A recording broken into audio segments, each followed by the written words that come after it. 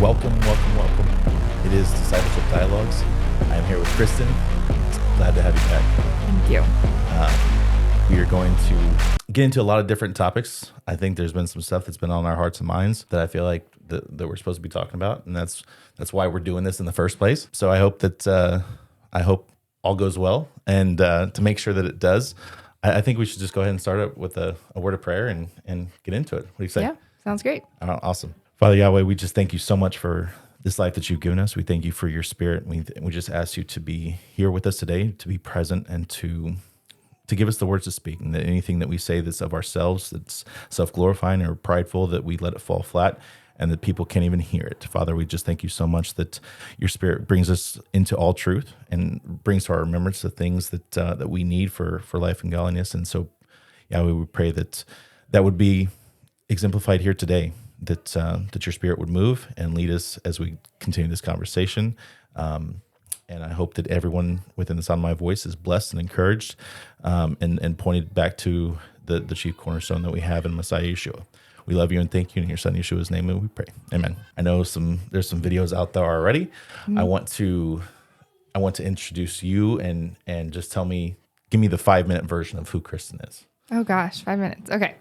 My name's Kristin Settlemyer. I am married to Tony Settlemyer. We just celebrated our 7-year anniversary. We had quite a wild 7 years of marriage. We have 4 children. We have my 15-year-old. We adopted him 2 years ago from Ukraine, Max. And then we have Hazel, who's 5, August is 4, and Magnolia is 1. So we are busy with our kids. I've been a nurse for 10 years this year. 8 of those years spent in the emergency room. 2 of them spent in labor and delivery, which I loved, but now I am back in the ER, and I've been back for about 1.5 years, and I really feel like this is where the Father has me. The hospital that I'm at and in the ER that I'm at, I work with wonderful people, and I can see the Father really moving in our department. Like, I worked in several departments my whole 10 years, and there's just something different. Like, the Father's doing something there. So it's really cool to be a part of that. Enjoy gardening and canning and being outside, biking, being on the lake, a lot of fun things. And I really love studying scripture. Hey, that's an important part, right? I mean, I think that's one of the reasons why we've connected as well as we have, just because we like to dig into the meatier things. Yes. The topics that don't always get discussed. But, I feel like have a place in conversation, as Christians, as disciples of Christ, look at these topics that don't get talked about a whole lot, and see how they apply to our lives today. And I think that there's a really big part that's missing in the body right now, is just understanding what discipleship looks like, what it should look like, what it's missing, and pitfalls that are out there and that we've experienced. It's a thing that is very, very common. We probably talk way more about our mistakes and the lessons that we've learned than hey, I got this one right. So I'm excited to talk about it with you. There will be multiple different series kind of under the Discipleship Dialogues, banner. One being Discipleship 101, more of a entry-level crash course aimed at new believers. An Acts 15 conversation, hey, what are some of the things that, back then it was, hey, stop drinking blood, stop eating meat sacrificed to idols. Some of those things aren't as applicable today, and so what would an Acts 15 conversation look like today? And that's more what Discipleship 101 will look like. And then we'll have the phone call chronicles where it's just, discipleship at afar, just connecting and conversating with people that we have in our internal, our sphere of influence. And sometimes it has to be a phone call. It can't always be a 5-hour conversation sitting, on the back porch drinking coffee. Mm-hmm. Sometimes it has to be, while life is happening around us, right? And sometimes that's a phone call, and we just have to connect with people that don't have that time, and sometimes that's how it is. I like to record those and because there's so much good conversation that comes out of those, and there's so much good that comes out of it, not just for myself, but I know that in my relationships, I've grown so much by just being able to have accountability partners, have people that I'm willing to open up my heart and say, hey, this is what I'm struggling with. This is where I'm at. Do you have any advice for me? And I've seen so much growth in my own personal life through doing just that, having that person that you can look up to that has good fruit, good vetted fruit that you can look up to as a mentor, and engage in that discipleship process. So that'll be one, the phone call chronicles, and then we're going to have some stuff where I want to get on the street and talk to people, understand where people are at, go out and not just tell them all the things that they're doing wrong, but truly go out there and try and serve the community, document it, and start up new relationships with people that maybe have a bad taste in their mouth of church hurt, Christians that have not been nice in their past, or that are hypocritical and they walk a bit, talk a big game, but never are doing anything to back that up. So I don't know what that one's going to be called yet. It's just now getting some nice weather, and so being able to get out and do that more is coming soon. So I'm excited about it. That's a little bit about what we're going to be doing here going forward. Today, I think the thing that I don't know if this is going to fall into Discipleship 101. It may touch all of them. It may be more of a meatier conversation. Like, it's going to be a little bit of both probably. So we'll call this the love episode. Okay. Because what does it mean to love? Like, it's a big question that I think needs to be talked about.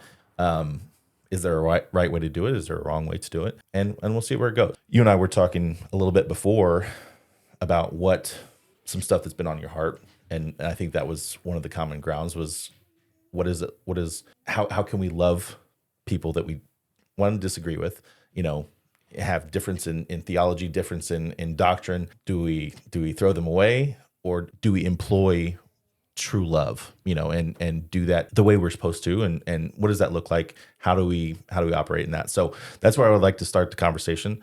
Tell me a little bit about what's been on your mind in that. Well, I mean, just from what you just said, I think that the first thing that comes to mind is, when Yeshua sends out the disciples and tells them to go to these various cities, and he instructs them, like, if they receive you, and I'm paraphrasing this totally, he tells them, like, if they receive you, like, you leave your shalom, like, you give them your shalom, your peace. But if they do not receive you, you dust the dirt off your feet and you take your shalom with you. Where's that line?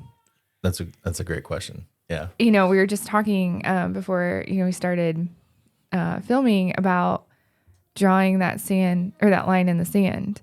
And I think that right now for me is something that I'm trying to figure out, because what does it mean to love people and to bear with one another? Like, we're told to do, we're supposed to do all these things, bear with one another, love one another, take on their burdens and all that. But at what point do you draw the line in the sand? Sure. And you shake the dust off your sandals, and you take your shalom with you. Yeah. And I wish I had an answer that would follow this up. But I mean, as part of this conversation, it's trying to be as transparent as possible as a believer in this walk, that, like, this is something that, like, it's hard to determine. And I think just entering into it prayerfully and just asking the Father, like, how would you have me love this person? Is it, my husband just told me today, as we were discussing something else, he's like, and he's very wise. he's quiet, but he's a very wise man. But he's like, I can love them from afar. And he meant that genuinely. It wasn't like I don't want to get involved, that's messy. But he's like, I think this might be a situation where we love from afar. And that, just like the issue that we were discussing, when he said that, I just felt this peace just like fill me, that like he said something pretty like profound in this particular situation. Sure. I mean, and then to lay out some context for both you and I know I've been guilty of being a member of the pagan police. We experienced that. And you said you're what, close to 7 years in the walk, in this walk? Yeah, 7 or 8. Yeah, around there. I'm rounding out 6 years, and I think I've seen I can go back and look, and there was a year of just pure fire and zeal, right? And then that turned into, okay, well, no one else is doing it the right way because they're not doing it with the passion that I have. They don't care about the same things I care about, so they're wrong, right? And then the next year after that, it was a whole lot of just no joy. Like I wasn't finding the joy in the walk because I was so focused on comparing everyone else to where I was at. Yeah. And man, because I had very little fruit, there's no joy. There's no joy in that, because it's very depressing to realize when you start comparing your basket of fruit to someone else's and you realize yours is not even comparable, but for some reason you still think they're wrong and you're right. Something had to give, in my mind. Where's the bridge that gets me to the next place where I not only just enjoy being around other believers, but I can be at peace with them, even if we have disagreements over some of these peripheral doctrine or other things. And it was really tough for me because I'm a pretty blatantly black and white type of mindset that there's right and there's wrong. There's no gray area, and there's no learning curve. I have no gray area. And that's something I'm working on expanding, the gray area, because it's hard. Like when you read scripture and you have no gray area, you're like, it's either right or wrong. And so that translates to looking at the world around you and applying that same thing. So I think that when you're looking at this and you're like, Yeshua very clearly says, if you love me, you obey my commands. I did not come to abolish the Torah. I came to fulfill it. And then there's that misunderstanding of the word fulfill. And you see that so blatantly, like, where's the gray area? And I think that that's where a lot of people that are new into this walk struggle, is because it's like, well, this is what he's clearly saying, so we have to do this. It goes back to like the Acts 15 thing, right? Yeah. Where all these brand new people coming in, I mean, thousands of people coming into the walk. Paul comes to the council, the elders that are there, people that spent the most time with Yeshua while he was here on earth, outside of his mother, probably, and learned the most from him. And their answer wasn't tell them to stop eating pork, tell them to keep the Sabbath, tell them to, do all the feast days. That wasn't their answer, right? In today's walk, that seems to be the big three that get discussed most commonly. Right. When we talk about the church so in such a negative, like the mainstream Christian church, we talk about them in such a negative connotation. They're doing Torah too. They're not doing all of it. They may be missing out on 5 to 10 specific things that we found about when we started kind of reading the Bible for ourselves and not just listening to what the pastor was saying, and actually developing that relationship with Christ ourselves and getting convicted about those things. I mean, the way that happens is a little bit different for all of us. I mean, I've had tons of conversations with people who have kind of made a transition from kind of just mainstream Christianity into a more relationship-based, intimate relationship with the rest of the body, that they started realizing that church wasn't the building, that they were the church, right? And that starts morphing into, hey, now we've got to read our Bible for ourselves, and we don't have some guy in a nice 3-piece suit telling us what we need to know. We have to actually go in here, and once we did that, we realized that there was, hey, we've kind of been neglecting a few of these things that are pretty clear here. Yeah. But that doesn't mean that all of a sudden now we are vaulted to this next level of superiority, compared to everyone else. Well, but that's pride. That's the enemy pride that sneaks in and makes you think that, because that's kind of how our world is conditioned, is like, I'm doing all these good things, I am better. I mean, we're constantly judging ourselves in comparison. Like you were talking about comparing, and that's just like one of the roots of pride is comparison. Is like, well, what do they have that I don't? I want what they have and I don't, or I'm doing this, I'm better than that. And so trying to overcome that mindset, just love people where they're at and not do the comparison, because it, like you said, it's just a heart issue. So something that you had said that I just wanted to share too, because, we pick and choose, like, okay, well, I'm eating clean, I'm keeping the Sabbath, I'm doing this, I'm wearing my tzitzits, I'm, doing this and this and this. And like most of the time when I talk about this, people will point something out to me and be like, well, do you do this? Like, do you, when it's that time of the month, do you go like seclude yourself? Like, so I always try to like pick at these things. And usually it's in a way to say like, see, you don't have to do these things, versus like or it is just a misunderstanding of the Torah. But also like, if you're coming at me like in love and you're like, well, I see this here and you're not doing this, like that's a different heart. So it's a heart issue. Like we're not doing everything perfectly. Our kids don't obey us perfectly. We still love them. But actually something that popped out to me as we're reading through the Bible in a year with a group of my coworkers, which is just awesome that it is happening. That is happening. Yeah. My friend Renee and I are leading a Bible study with my coworkers, and it's just awesome. And I love it. But we are just finished First Kings the other day. But so in First Kings, it's talking about Asa, right? And so that king, and he's saying that he cut down the Asherah pole. He was doing these things. He was taking down these images. He was burning them. But the high places were not removed. Nevertheless, Asa was wholehearted with Adonai throughout his life. And that just a light bulb went off, because, reading through the Old Testament, you can read through David's life, you can read through Solomon and then the Kings, and you're like, oh, they didn't do this and they should have done this. And it's like, it's so easy to like pick apart the things that they did. But it's like, if your life was, spelled out and like in a movie form under a microscope, like these were, people could pick out so many things from my life, from your life, from anybody's life, and been like, well, you shouldn't have done this here and you shouldn't have done this here. But yet we still want grace to be given to us, even though we have messed up. These men have messed up. So people, when they read the Old Testament, they're like, well, this person had multiple wives and this and this and this. Well, Yahweh didn't condone those things, but they still got blessings. Some of them still got blessings, and some of them were still, very accomplished and had these good things happen to them. So it's like, are we to say that anytime somebody messes up, they should never, ever get a blessing from the Father? Because if we're holding them to that standard, we should hold ourselves to that standard.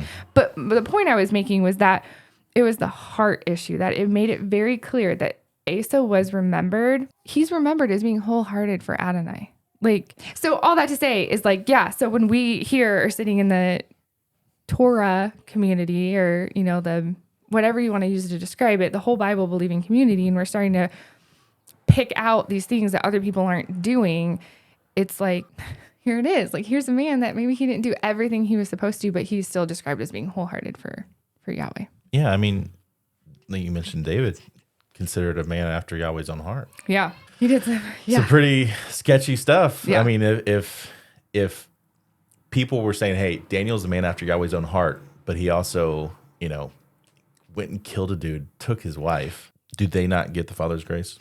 Right. I think that's the point you're making. Yeah. And he gave us the Torah and said, hey, this is how I want you to live. If you obey these, you have life. If you disobey them, there's death and curses, right? Right. So if we continue to try to live our lives to the best of our ability, guess what? We still have this thing called the flesh that battles against us daily, that literally tries to keep us from getting into the kingdom, and keep us from finishing the race. I mean, that's what Paul told us to do. We're supposed to finish the race. It's not something that, hey, I need you to do really good for like 3 days in a row, and then you'll be counted worthy. No, he said, keep going. And guess what? You keep going, you're going to run into more obstacles. You're going to run into more things that, temptations. You're going to slip. You're going to fall. You don't have to live a life of sin, and you shouldn't be. And you're not going to, if you're living in mature victory that comes from relationship with Christ and being led by the Spirit.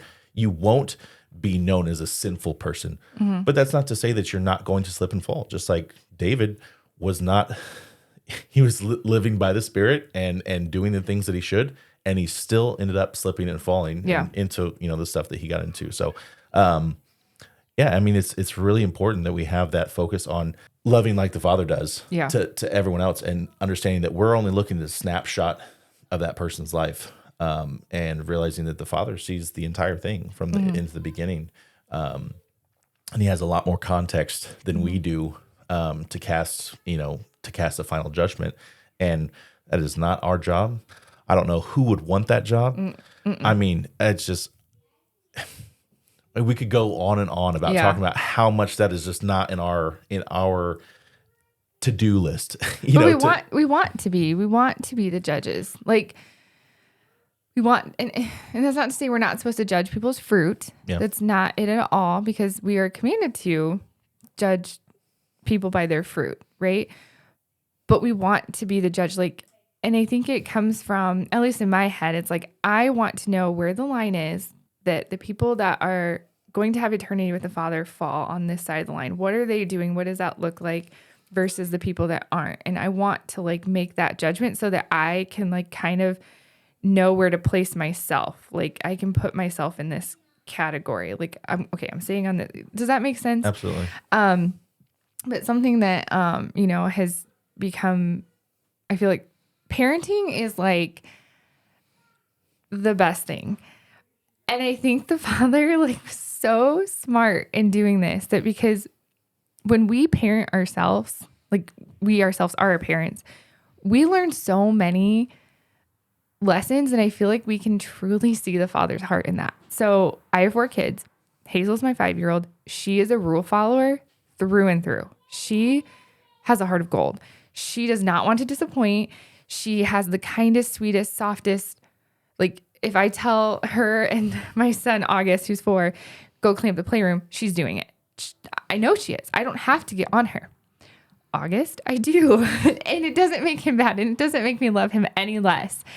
When I go to the store and the kids run to me and they ask me, can we come? Who am I taking?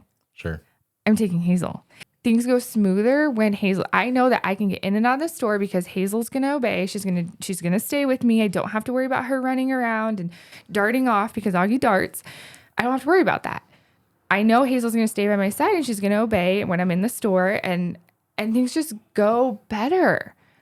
But it doesn't mean that I don't love all my kids the same, and I give them all blessings despite which one obeys better than the other. And that was a light bulb moment that like went off. Yeah. I mean, Yeshua said it's not the healthy that need a doctor, it's the sick, right? Yeah. He said, I mean, something very similar in that he'll leave the 99 to go get the one. The times that we say, oh, well, that person's not following the rules. That sheep left the flock and it ran out of the pen and it's off in danger land. Well, yeah, they're screwed. They don't have salvation. They're not in the walk. They're not getting into the kingdom. Salvation's not our gift to give. It's not. It's really not. It's not our place to determine who has it and who doesn't, and who's getting in and who's not. Because he'll leave all the people who are being rule followers, he'll leave every single one of them to go get that one. Mm-hmm. And man, if that wasn't me my entire life. Yeah. And still is. Mm-hmm. Every time that I find myself outside of those guard posts that he put up, those instructions that he gave us and say, hey, these will bring life. These will keep you safe. That's why I tell Shiloh hates being buckled in. My 2.5-year-old, she hates being buckled in when we go in the car. She's like, please, no buckles. I'm like, they keep you safe. Yes. They keep you safe. She's like, oh, they keep me safe? I'm like, yeah, so keep you safe. She's like, okay. Oh, so sweet. If like you said, we could go on and on just talking about our parenting. Yeah. The lessons that we see, as we're raising our kids, and it's like, I mean, my wife literally 2 days ago said, oh my gosh, this is how the Father sees us. And I'm like, yes, it is. Those moments are so humbling. It's so funny you say that. It makes me think of the other day I told Hazel and August to go clean their playroom. August went up. Hazel was still hungry, so she was still eating the rest of her dinner. And August is like, Mom, Hazel's not cleaning with me. All the while, he's still not doing what I asked him to do. Sure. And he's 4. So, I have a lot of grace for my kids. I don't want to come across as I don't have a lot of grace for them, because I do. And so understanding his capacity, it's like, worry about yourself. Like, do what I asked you to do. And so I can see the Father saying, do what I asked you to do, Daniel, Kristin, anybody that's listening. I asked you to love one another. Love me. Love one another. I'll deal with the rest. Because what did I say to August? I said, do what I asked you to do. Clean your room. I will deal with Hazel. Because in my head, Hazel cleaned the playroom the last several nights by herself. So I'm showing Hazel grace because she cleaned it by herself and he didn't. He came up with an excuse like his legs were my legs are tired. No, they're not. They're not tired. They're tired conveniently when you want them to be. So what you're telling me is that there is sometimes different roles Yeah. for different people. Like we don't all have the exact same job every single day. I think that's a big thing that's missing in the body. People don't realize that. Yeah. You know, people, you had it open to Ephesians 4 earlier. And I mean, honestly, so if anybody that's watching is unfamiliar with the channel, the logo is 5 mountain peaks. This thing up here. I'm not good at this. It represents something that we find in Ephesians. There are different roles in the church, in the body. That, I mean, Yeshua says not everyone's a right eye, not everyone's a left thumb. There's many members, all one body. Yes. Right? We all, don't boast what your calling is above someone else's. Don't compare your job to what someone else's job is. Or the capacity. Yeah. I mean, that's a big thing. I'm an extroverted extrovert. Really? I'm a self-proclaimed extroverted extrovert. Yes. I don't really feel like I have any introverted tendencies. Yeah. I love people. If I had to work from home, my husband works from home and of course he's got his family there, but like, I don't think I would do well. Yeah. Like I thrive around other people. So like I'm out and making conversations and talking to as many people as I mean, literally will talk to anybody. Like in Ukraine, I was literally, anytime somebody like, when we were in Ukraine adopting my son, these 2 American soldiers walked by. Didn't know them from Adam. And they walked by and I heard them speaking English. And I was so excited that somebody was speaking English after being in the country for several days around people speaking Ukrainian. And I'm like, Americans. I was like, you speak English. Yeah. And so like, I will talk to anybody. My husband doesn't. And so, but he is on like kind of the backside where like, I am going out and I feel like I have my hands on different areas discipling other people, and he's kind of in the background discipling me. Does that make sense? Yeah. So while he's not like necessarily out there having all these conversations, he's behind me speaking wisdom and love and peace into me, and helping me share what the Father's been leading me to share. Yeah, I mean that's the premise of the way I arranged that logo was whoever's listening, like whoever you are, that you are, I believe you're one of 5.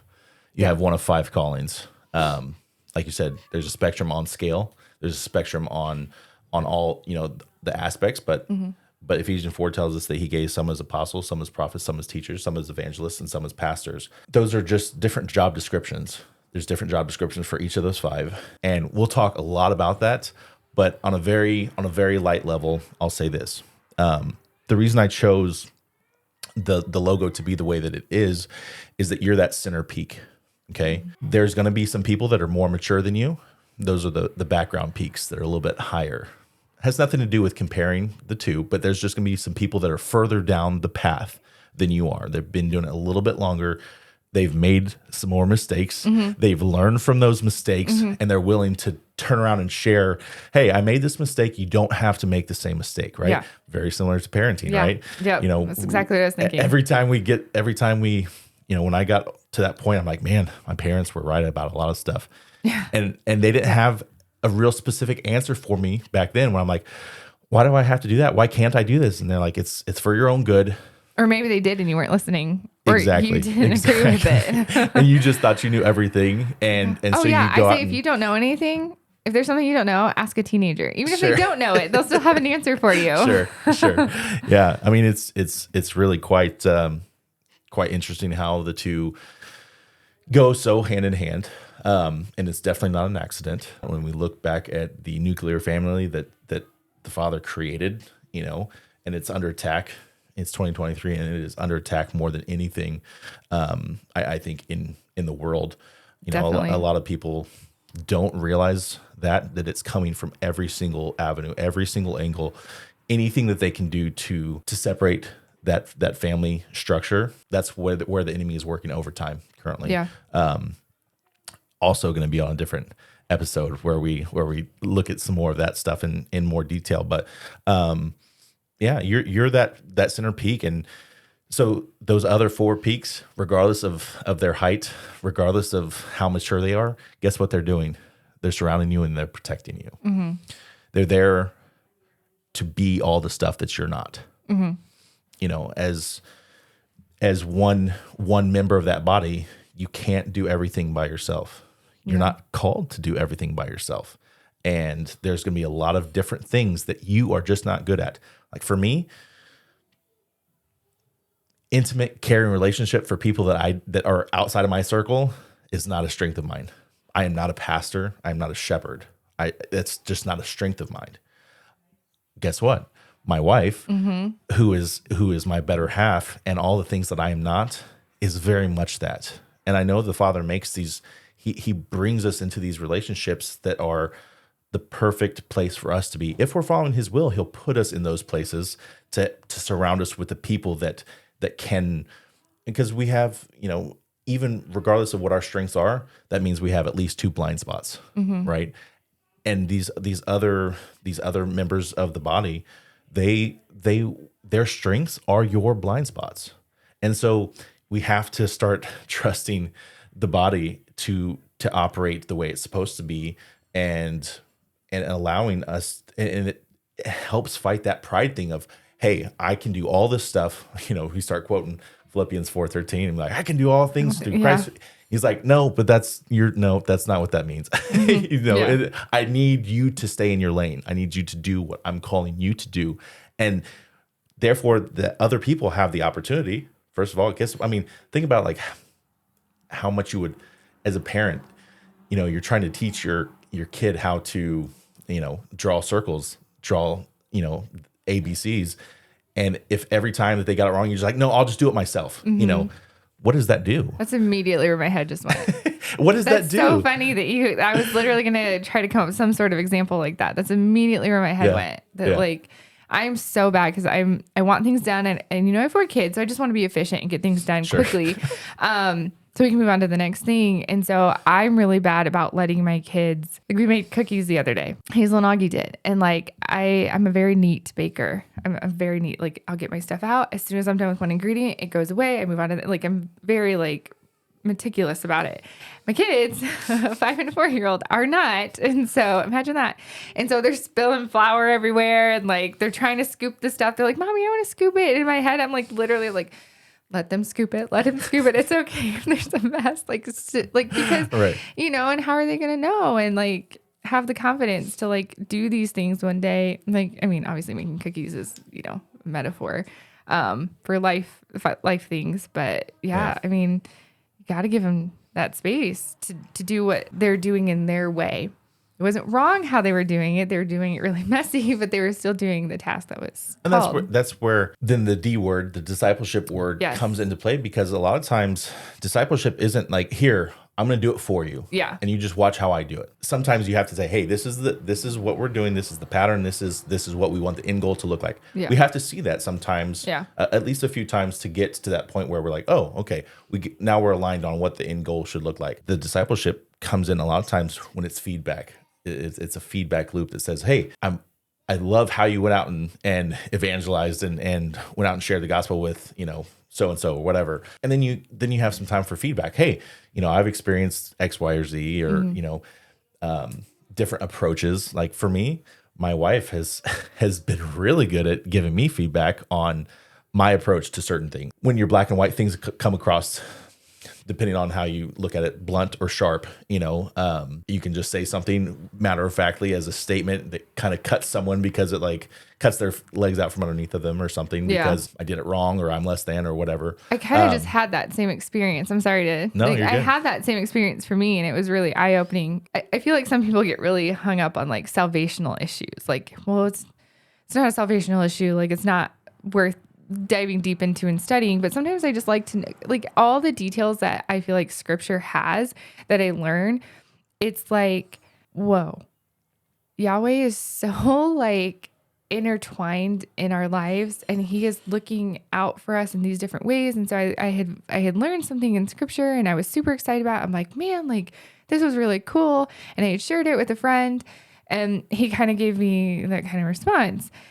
And then I kind of felt dumb about it. And I was like, okay, like, so that doesn't matter to you, but it matters to me. And that was, and so he and I talked about it, and like very like we got to a really good place, and like he understood where I was coming from and I understood where he was coming from. So like it was good. We smoothed it over. But like it was just an eye opener for me, like as I am stepping into a role of discipling other people, it's like I don't ever want to squelch somebody's excitement for scripture, or if they are like sharing the Bible in this way and maybe they said something that I probably wouldn't have said quite that way, like not coming out and being like, oh, you should have said it this way, but like, Sure. awesome. Like it's the heart of it, right? The heart of it. They're sharing because they love the Father and they love the people around them. Yeah. There's a lot of different ways that we can adjust our approach, approach and the way we talk about things is a big part of it. I mean, guess what? Year 1 and 2 of my walk,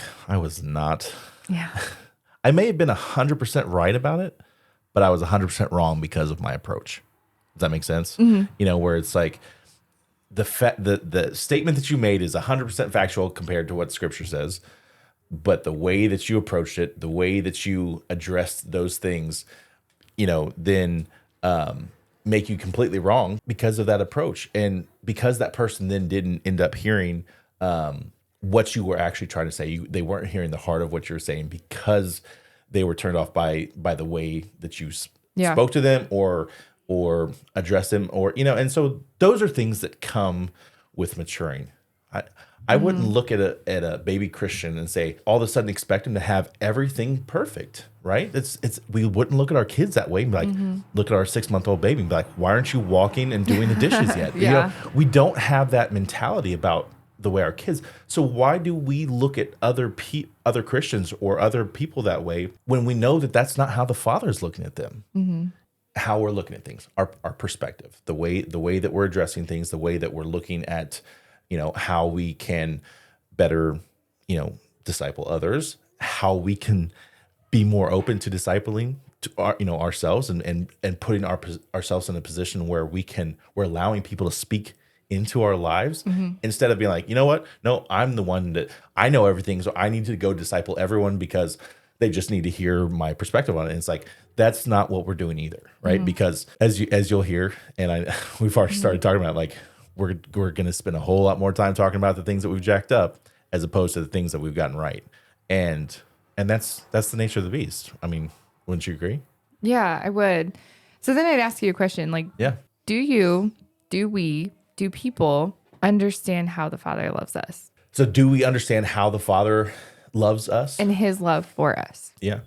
Well, I know that the first thing that comes to mind is the one that the Father loves, he disciplines. Man, that's been just an absolute wrecker for me when I'm going through all 3 of my kids being NICU babies, my son being in there for over 3 months and dealing with the hardship of that and the trial and just the stuff that we go through in life that's like hardship, trials, obstacles that we come across and feeling like, hey, what is the lesson in this? Why am I having to go through this? First of all, I know sometimes the flesh side gets to me and says, hey, well, yeah, because you're such a terrible person and you jacked all this other stuff up, you're getting what you deserve. And I know that's not the case, because if I was getting what I deserved, I wouldn't be here.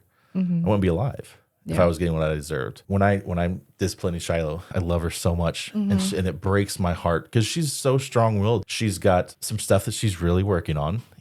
She's 2.5. This is the time where she has to learn so that she's not 9 and running crazy and doesn't know respect. She doesn't know how to obey.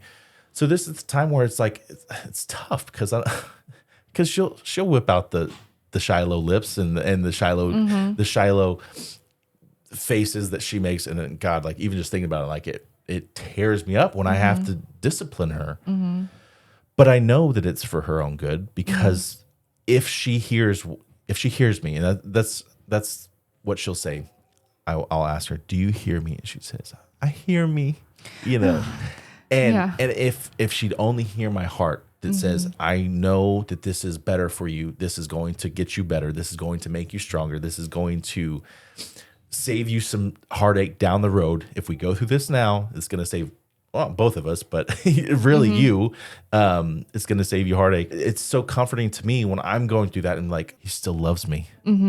if he didn't, he wouldn't even be bringing me through this, you know? And so not only is he here with me, and because like I know after I get Shiloh, like I give her a few minutes to think about what she did. Yeah. But then you better believe I'm in there like, baby, I love you so much. I giving her kisses, giving her snuggles, you know, and reminding her that I love her. Yeah. And that her view of me isn't someone that's just willing, you know, ready to grab a wooden spoon and spank her butt, but someone who really does love her. And man, it's just really comforting to me when I'm going through that. And that's what brings me that overwhelming peace of just, you're going to bring me stuff that I can't get through so I can lean on you. Most people say, I've heard it said, you know, he won't bring you to anything that you can't get through. And I'm like, no, I disagree. I disagree with that. He won't give you more than what you can handle. I've heard that one too. Yeah. And I'm like, well, that's kind of a lie. Yeah. Like, I mean, because if that were true, we're just once again focus on how well we're doing, performance-based mindset, right? And we stop looking to him. We stop trusting him that he's the one that provides for us. Right. Even the past few weeks. I mean, I lost my job the Monday after we moved up here, away from all of our, you know, blood family. Yes, we've got a lot of friends close and everything, but that was really hard for me, you know, to be at a place for that long, be doing so well, and then end up getting laid off, you know, right after we make that change. There's been some times I've been like depressed, you know, like I gotta provide for my family. Like there's stuff that I gotta do through this whole thing. And he's like, do you trust me? You know, do you actually believe that I know what I'm doing? I brought you to this place for a reason. And what better comfort than that, to know that he's still there and he still cares about us, you know, but sometimes he just needs us in the right place, right? He's got to move us to the place that he needs us. And sometimes that means we've got to get out of our comfort zone and get into the right environment so we can operate in that calling that we were talking about earlier. Because I wasn't being able to operate in my calling because of a whole lot of other reasons where I was at. For me, in the past 6 years, that's what I've remembered most, is that out of the times that I know I'm getting in trouble for something stupid that I did, that he still loves me. Because if he didn't, he wouldn't still be here, and he still wouldn't be trying to help me along that path. Yes.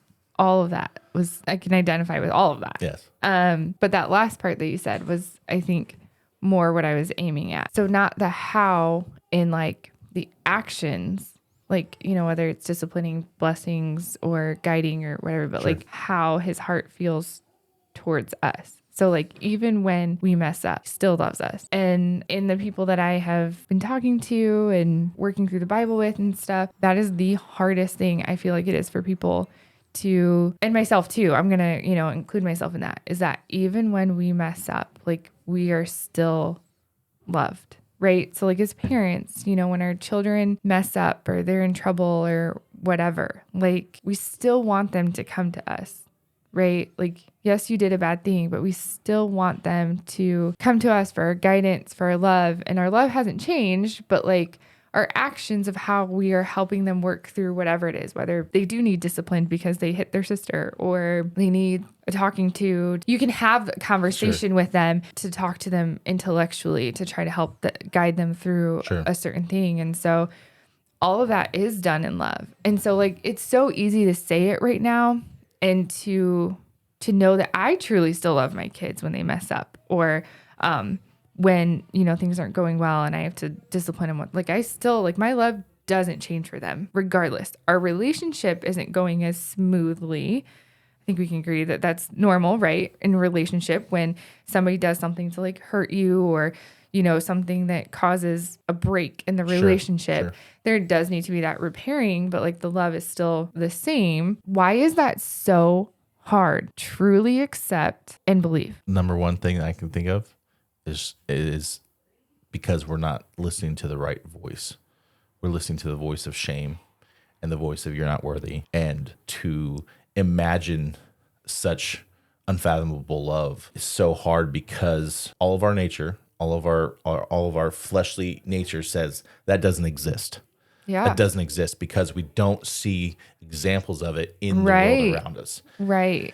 And so instead we get bombarded with thoughts of doubt, shame, unworthiness, all these things that are just lies, whether it's learning how to ignore them, overcoming and getting deliverance from those things, but it should be like a sounding cry for the body to be like, if that's what it is, if that's what we're missing is examples and tangible expressions of his love, why isn't that the number one thing that we're focused on and teaching our congregations, our teaching the people that are coming to our churches? Why is that not what we're pushing? Why is that not the number one thing that we're trying to do? But I would say that that's probably one of the biggest things in my opinion. Yeah. I mean, we're just not operating in love. We're just not, whether it's in the church or, a lot of it's in the church and as the body. We feel like we found this key and it's great, but we grab for that key, leaving the love and the grace behind. Which Paul says you can do all that. You can do it perfectly. You can do the Torah perfectly. You can do all these things perfectly. But if you have not love, it's like a pile of doo-doo. Yeah. We flipped everything on its head to where we have to do all these things to be worthy of love, first of all. Yeah. So then if we do all these things really well, then we'll be worthy of the Father's love. Yeah. And then once we feel worthy enough, depending on our mood, then we can start looking at other people and be like, you're not doing it right. Yeah. Because I'm doing it right and now I'm worthy of his love. So I know I'm doing it right and you're doing it wrong. And it's just this whole... It's a vicious cycle. Yeah, it's a very, very vicious cycle of being very self-centered in everything that we see. And that's prideful. That's what the world, that's what everything that is in Babylon, everything that the world does is me, me, me. Pride. Something I wanted to share earlier, because I'm reading a book called Gentle and Lowly, and I have it actually under my mic to keep my mic up a little higher. I figured it was a good foundation for my mic. So like as my voice is traveling through, hopefully it travels through like the words of how Yeshua is gentle and lowly, because that's how he describes himself, right? That's sure. He only describes himself once, and it's I am gentle and lowly. And so what does that mean? And so I was reading it earlier in the week, and it had brought up Hebrews 5:2, where it says, he can deal gently with the ignorant and with those who go astray, since he too is subject to weakness. But this book made me stop and look at that he can deal gently with willful, as far as being disobedient, or the intentional versus unintentional, that he can deal gently with both. So when we're sitting here saying, well, we have this and we're doing Sabbath and we're, not eating pork, like he's dealing gently with both. He's loving both. And it just comes back to like just seasons of our lives. Like we're just called in different seasons. Like he was still dealing with me gently, Kristin 8+ years ago, that wasn't reading the Bible for what it is, versus like Kristin the last 8 years, he's still dealing just as gently. Right. Honestly, I think at the end of the day, we should be Christians, but not in name only. That's what I want to be. I know there's a lot of people that are like, I don't want to call myself a Christian anymore. I'm like, yeah, let's not go there. You don't want to be a disciple of Christ anymore? Yeah. You don't want to you don't want to disciple after the Messiah? Right. I do. And if the term Christian literally means that, a disciple of Christ, that's what I want to be. I just don't want to be a Christian in name only and then not do the stuff that equals me discipling after Christ. The more we start changing our perspective to understand how to serve, understand how to pour into those around us, not from a place of perfection, but from a place of love. That's where a lot of the abuse comes in, especially with the fivefold ministry stuff, right?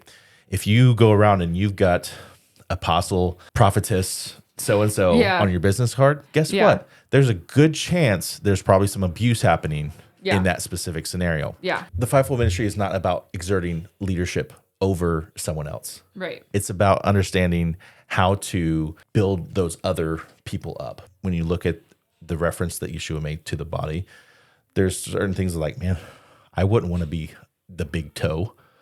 Like out of all the things I could do, I could be an eye, I could see, I could be an ear, I could hear, I could be the right hand that, that does everything.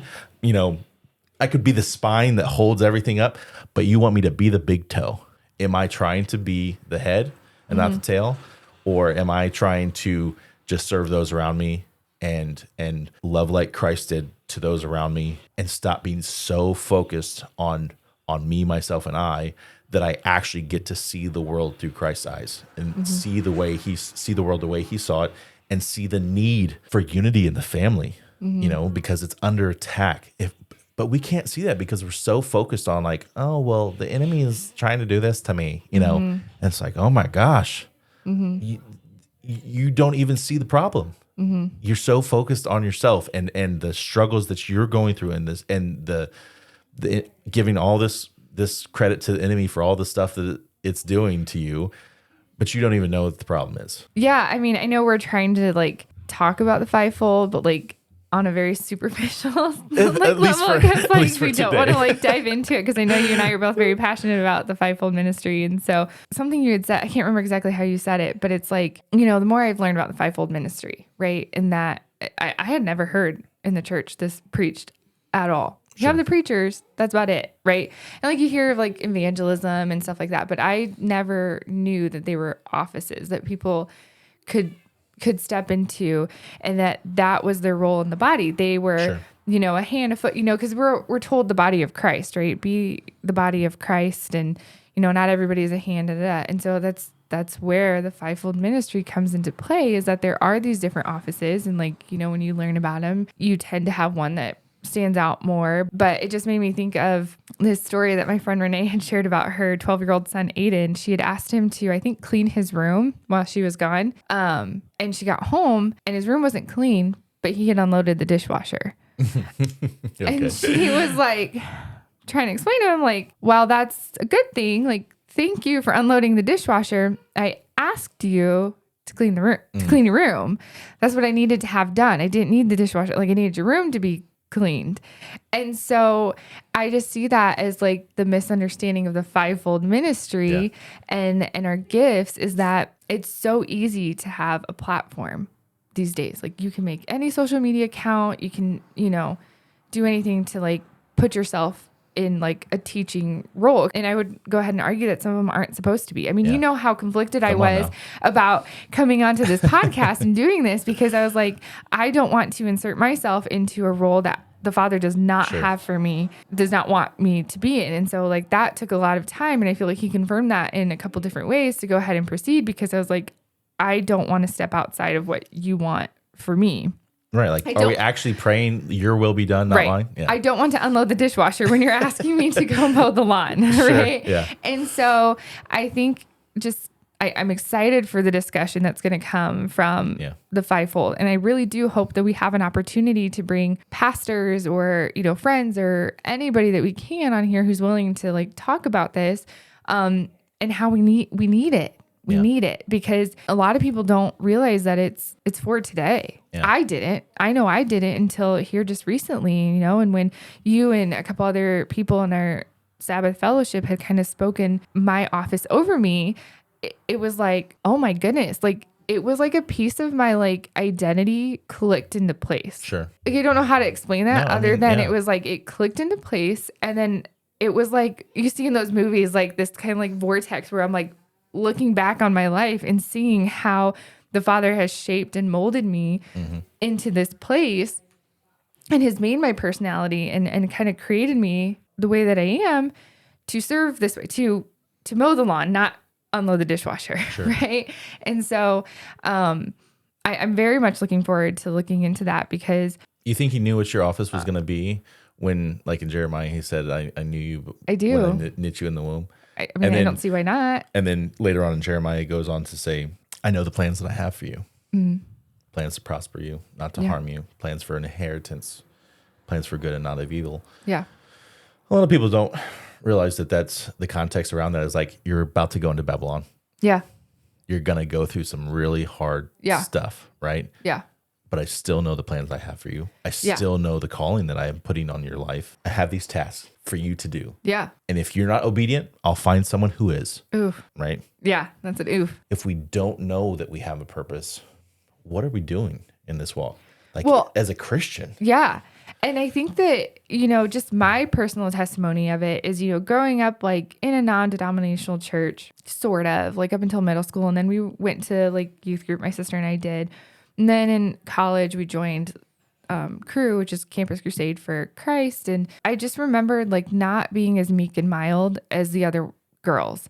Like, and that always was something that bothered me because I was like, oh, these girls are so like gentle and calm and soft spoken. And I'm out there playing basketball with the boys and I'm just louder and just, I like banter. I love banter. I've always bantered, with people and I love razzing people and stuff like that. And so I'm like, I'm not supposed to, this isn't how I'm supposed to be. Like, I want to be like them. And I always envied them and thought, but then it's like, but that's not being the body. Like maybe they're called to be that. I'm not. So my whole Christian walk up until 8 years ago felt very ambiguous. Like I always struggled with what does it mean to be a good Christian? Like what does it mean to go and disciple people? What does it mean to love people? What does it mean? What does it mean? How do you do that? And we all say that kids love structure. Kids need structure, And so I think that it could have been part of the enemy's design and then just maybe our ignorance in breaking that structure because structure, I feel like, is related to the law. We don't like the law. So now we do just love everybody, do whatever. And so I feel like that's doing such a disservice to the body because there's no structure to it. There's no, and he's not a God of confusion. Yeah. And so for me, and I don't know if anybody else out there has ever felt this way, but it's like, what am I supposed to be doing? What am I supposed to be doing? I'm not the meek and mild girls that look like they have it all together and are reading their books. I'm this, and this is my personality. But am I supposed to be striving to fit into like that mold? And my brain loves the structure that is provided in the fivefold ministry. Yeah, and a lot of people think that it is only 5 people that lead a church or whatever, a pastor, a teacher, an evangelist, a prophet, an apostle. That's not the case. It's not. It's the structure. It's the backbone. It's the way that it works, that it should be working. And the abuse comes when I take my role, my job description as an apostle, a prophet, a teacher, or so-and-so, and say, now that puts me in leadership over you. Yeah. And there's a guy named Danny Silk. He has a pretty comedic overview of the fivefold ministry. Is that the one you sent me? I think so. Okay, yeah. For evangelists, he's like, evangelists just want to send everyone out to the highways and the byways and send them out there, and then we'll bring them back and we'll give them to the. No, we don't want to give them to them. We'll just we'll send them back out. And it's very very lighthearted. Goes on, and then the teacher's like, man, I finally got a class of 300, or I'm pushing to graduate into apostle, where it's like this thing where it's like this hierarchy thing where you're climbing the spiritual corporate ladder. And it's just not that. It's not that. No. And so I'm excited to talk about it more. We're gonna deep dive into some of the specific offices. We're gonna talk about our testimonies, and we're gonna absolutely have people that kind of fit into some of those roles come on. Talk about their testimonies, talk about their experience, talk about their strengths, their blind spots, and all that stuff. And it's going to be hopefully really eye opening to the body and allow people to see that there's purpose, there's identity.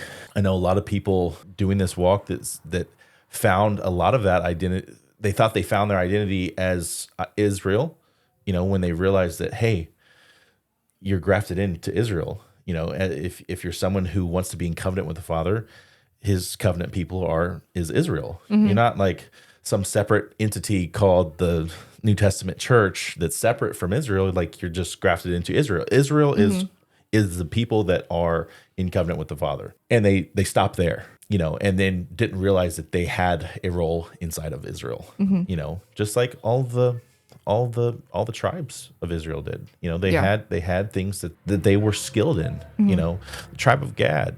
The tribe of Dan, warriors, and the judges and tribe of Levi, very specific role in the priesthood, and all these very specific identities within that corporate identity. And so, it's really exciting to look into, and it should be some of the most encouraging conversation. Oh gosh, I hope that we hear, because there's a lot of discouraging Christian content on the internet right now. And it has been for a while, and it's just discouraging because it's doom and gloom, and that there's no you can't do anything. You just got to sit and wait for the world to end, right? Yeah. And I was sitting here trying to think of metaphor. Like I really feel, as I have First Corinthians open and it's talking about all the gifts, like it's missing one of the gift of metaphors because I feel like the Father has really gifted me. Like he'll just put a metaphor in my head. Like if somebody comes to me with a question, but so I was sitting here thinking of something and I'm like, it's like,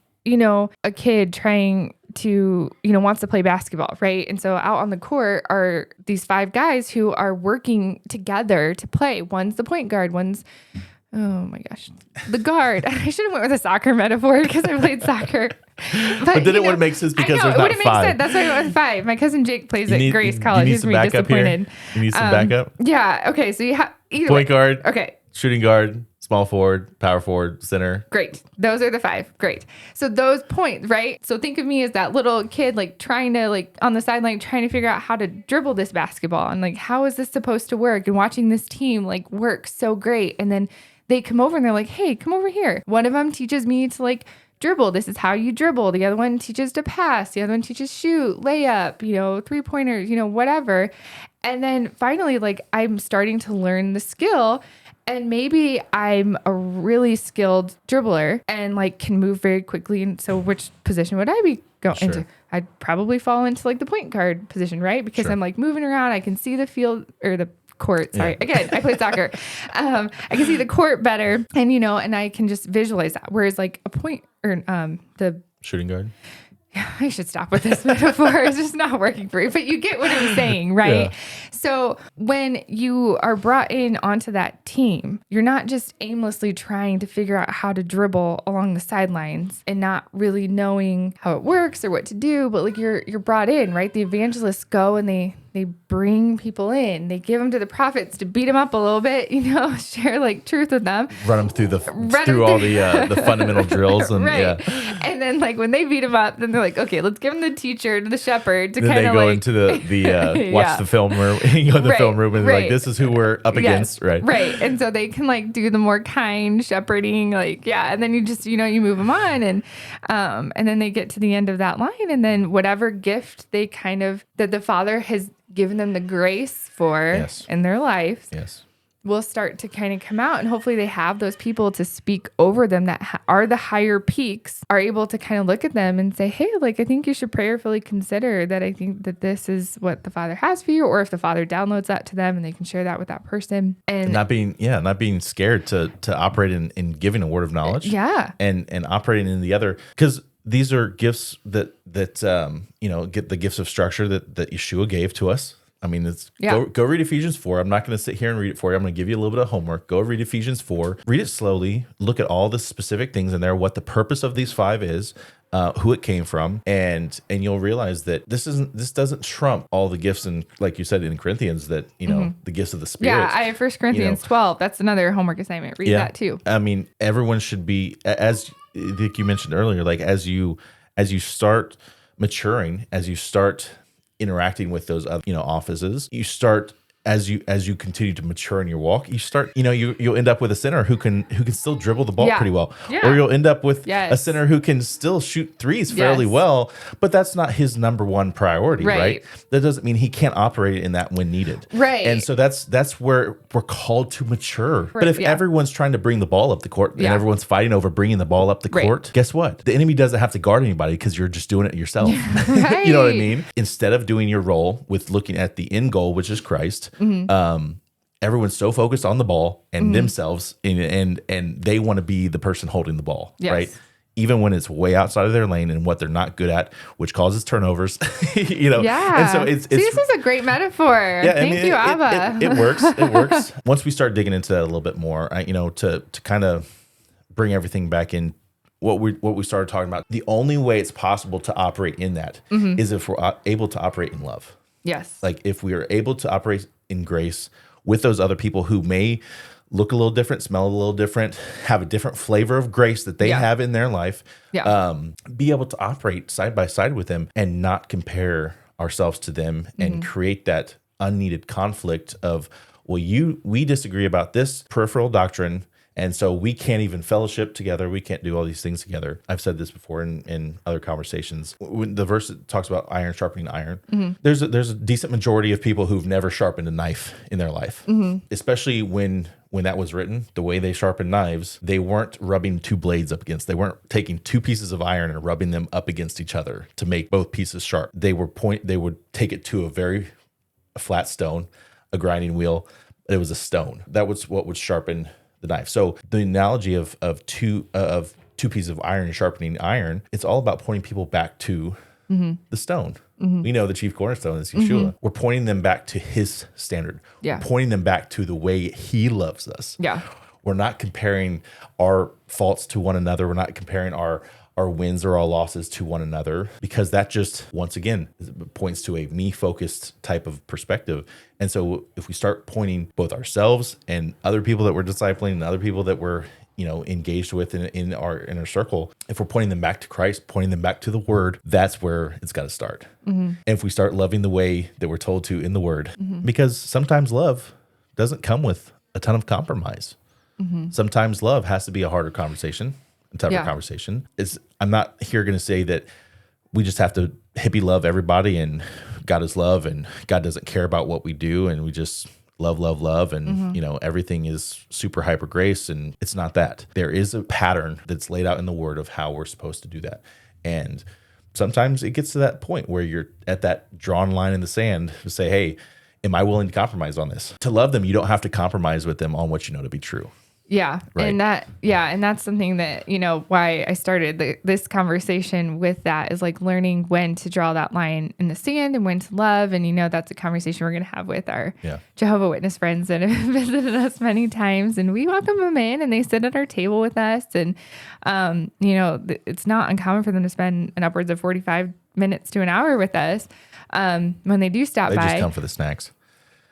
Yeah. Just kidding. But yeah. And so, I really have appreciated getting to know them. But yeah, when they kind of dropped that bomb this last time, because I've been asking him, like, I want to know more about our differences, like, because you're trying to like get to something. And so when, he had discussed Yeshua's, his identity, that's where I was like, I just knew, Tony and I both knew in our spirit, like, this is our line. We can agree on like all these different things, but like, this is our line. This is not something that we're willing to have spoken in our home because we know who he is. Like, and and so, so anyway, so without going into that too, but like, but we still love them. And like that conversation is going to hopefully go very loving and just say, we really enjoy you guys. Yeah. There's a relationship that has to be present first before you can, you spent time talking, maybe finding a little bit of common ground and being receptive and welcoming. Yes. You're welcome. I mean, you're not having the conversation at your door, talking through a screened patio door.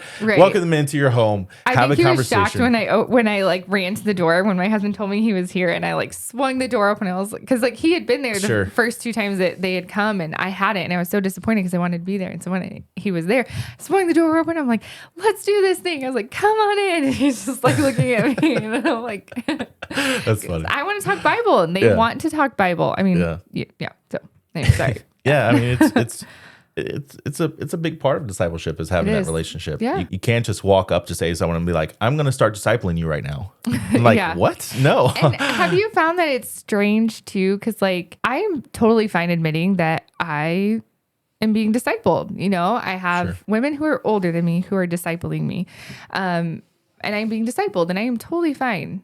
And other people too.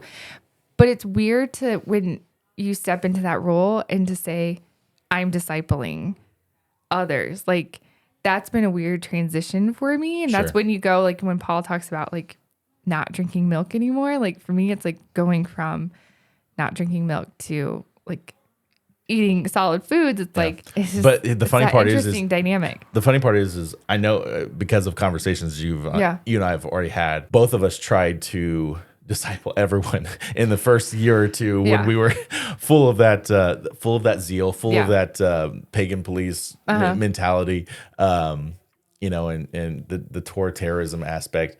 we tried to go disciple everybody that we came across. So it's a good analogy because once again, like when we're as parents, we're going to do our best to put it in small enough bites. Yeah. And guess what? Maybe they're not even ready for solid food yet. It comes with that maturing, and you get to that point, like you said, that transition where you realize, like, oh my gosh, the reason I'm discipling people is because I've made plenty of these mistakes, and I've learned from stuff, and now there's people who are going through those same seasons that I was in before. And now I'm seeing the opportunity to speak life into them. You know, Victor said that field's been plowed. I plowed that field already. You know, like you don't have to do it again. Yeah. You can check it out. Look at the fruit. I plowed the field. You can either choose to put the rocks back in and do all that yourself and redo the whole process. That's where we have like those voices of wisdom that we should be surrounding ourselves with, that we're willing to submit to them. And everyone gets all weird about submitting to the wisdom and that comes from people who have been doing this for a while. And pride. I'm just gonna like create a button that just says like pride, because like all of we're gonna have a things, counter. We're gonna have a little counter. How many times has Kristin said pride? No, I mean, or have we discussed pride? Because it's like it's all pride. Like to admit that I have mentors, like I have one, and I think me a couple years ago would have been too prideful and been like, no, I know, like I'm good, I don't need. But now I'm like, yes, please. Give me mentors. But I think the thing that I struggle with is like, is there supposed to be like a contractual sort of thing that's supposed to happen between people when like you step into that discipleship role in their life? Do you need to agree that I'm discipling you? Or like, do I need to ask you? Like, can I, like that kind of weird thing? But it just happens like so organically. And but just having that like humility that like, I need to be discipled. Everybody does. You should be discipling and you should be discipled, I think, throughout our whole life. You don't know it all. No, you don't know it all. You don't know it all. And guess what? No one does. No. And that's okay. I mean, if we could know it all right now, we would lose touch with the purpose and the calling that we have. Like there's got to be something that's constantly moving us forward, you know, something that's drawing us closer to the Father. And I think he designed it that way. He made it that way so we could eliminate more and more pride every day. Like the more and more we can get rid of that out of our lives, out of our perspectives of how we're looking at stuff, the more we can get rid of that, the more we can identify where it exists in our life. Because anybody who says there's no pride in their life, pride, you know, right there. There it is. Right there. Right there. So the more we can identify where it is and start getting rid of it and replacing it. Yeah. Because if you don't replace it with something good, something bad, something 7 times worse is going to grow back. Right. And so replacing it with the gifts of the Spirit and not just saying, get rid of this, but get rid of it and then replant the field with good seed. So that's the goal of this conversation. That's what we're looking towards. That's the intent behind having these conversations. It's a dialogue, discipleship dialogues. It's literally what we're trying to do. We're just having a conversation about some of the stuff that we've seen that's missing, some of the stuff that we have learned along the way, and documenting how we're applying what we see in Scripture to our lives today.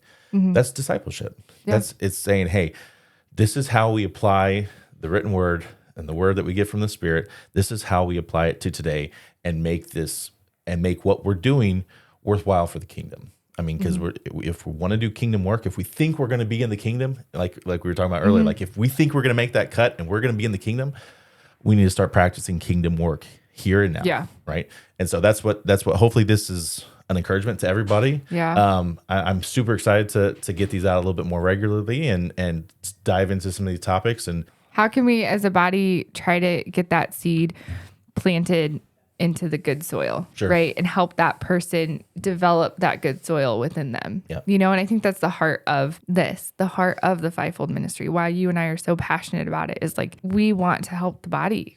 You know, we want it to be grown in love and to strengthen people, because we are going to be going into trials and hard times. And so we want to equip the body to operate the way Yeshua did, because he's our number one role model, right? Like operate the way he did, love the way he did, walk the way he did. And those people, like, try to help them get that seed off the path, out of the rocks, away from the thorns, and help cultivate a rich soil.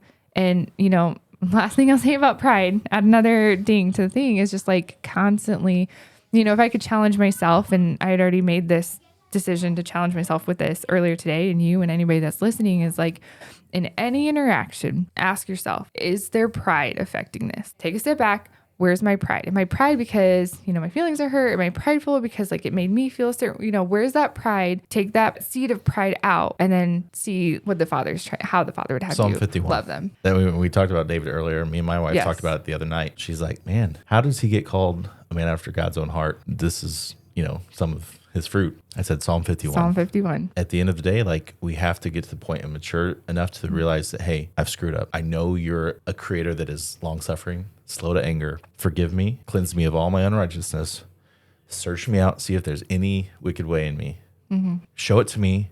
Help me get rid of it. Destroy it by the roots. That's where this should get to. Yes.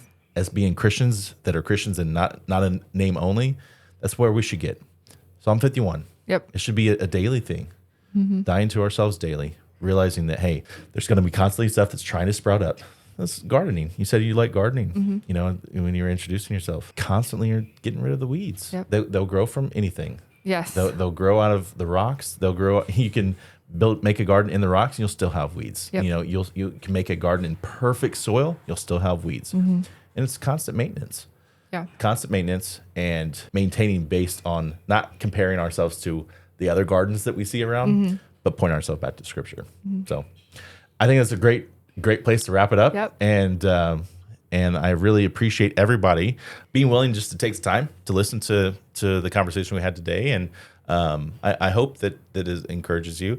If you feel led and if you were encouraged by the show today, please share with your friends. Anybody who you think would be blessed to hear what we're talking about. It's not a way to expand our platform. It's just, I want this to be heard by anybody who needs to hear it. That's the heart. We need to expand how many people are hearing the encouragement as opposed to how many people are just hearing all the negative stuff that's going on in the world. I mean, if you have time, I would just to add a testimony into the comments. Yeah, absolutely. Add something that you tried and it didn't work, or share a time when you were prideful and how the Father humbled you, and what you learned from that, and let that be the testimony of Yeshua. Yeah, I love testimonies. So share those. It's their weapons. Share them. They'll bless us. They'll bless other people. So yeah, I'd love to read them. We have to keep the dialogue going. That's the point. That's what I'm trying to get at, is we have to keep the conversation going. We have to hear from not just people who already have,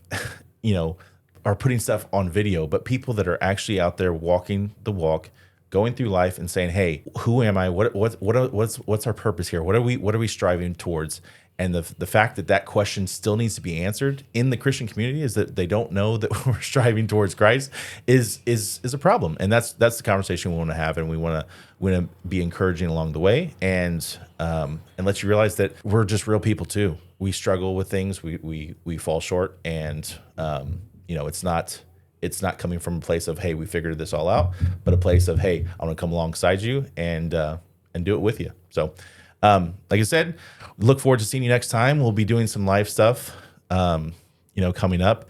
The more people we get in the chat and can interact with you guys, can't wait to be able to do that. So until then, be blessed, and we will see you next time. May have some outro music as we say goodbye for the final time, and look forward to seeing you next time here on Discipleship Dialogues. You guys have a blessed day, and we will see you guys soon.